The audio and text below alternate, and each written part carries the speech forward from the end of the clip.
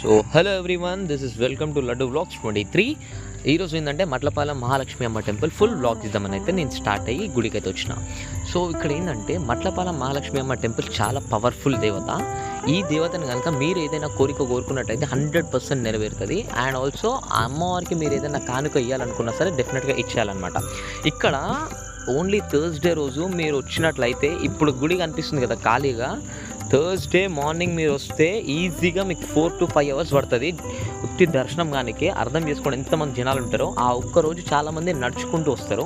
ఒక 50 కిలోమీటర్ల నుంచి 60 కిలోమీటర్ల నుంచి నడుచుకుంటూ వచ్చి అమ్మవారిని కోరికలు కోరుకుంటారనమాట. ఎందుకు అంటే ఈ అమ్మవారి యొక్క పూజ ఆ రోజు మస్తు ఘనంగా ఉంటుంది. ఎక్సలెంట్ అంటే ఎక్సలెంట్ ఉంటుంది.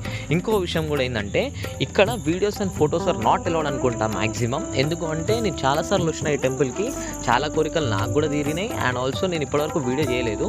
రీసెంట్గా యూట్యూబ్ ఛానల్ ఓపెన్ చేసిన కాబట్టి నేనైతే ఇప్పుడు వీడియో తీయడం జరుగుతుంది. సో ట్రై చేద్దాం. యాక్చువల్గా వీడియో తీయొచ్చో తీయలేమనేది. ఇక్కడైతే కాళ్ళు కడుక్కొని మనం లోపలికి ఎంటర్ అయిపోవాం. సో కాళ్ళు కడుక్కొని లోపలికి ఎంటర్ అయ్యేటప్పుడు గజస్తంభం ఏ టెంపుల్ ముంగటైనా ఉంటుంది కాబట్టి గజస్తంభంని ఒక వీడియో తీసేసి దాని తర్వాత లోపల మీకు చూపెడతా చూడండి టెంపుల్ ఎట్లుంటుందో. చాలా చిన్న టెంపులే కానీ చాలా పవర్ఫుల్ టెంపుల్. ఇక్కడ మీకు కనిపిస్తాయి చూడండి లోపల. అక్కడ ఏంటంటే కంకణం, ఇంకా దాన్ని ఏమంటారు, లైక్ కడం అంటారు కదా, కడంని అమ్మవారి మీద పెట్టి మీ చెయ్యి పెట్టి ప్రమాణం చేపించి వేసుకుంటారు. చాలా వరకు మందు తాగను అని చెప్పేసి, సిగరెట్ తాగను అని చెప్పేసి. కానీ ఇక్కడ కడం వేసుకున్న తర్వాత ఒక్కడు కూడా మాట తప్పడు 100%. ఎందుకంటే తప్పిండంటే వాడికి చావు చాలా దగ్గరగా చూస్తారనమాట.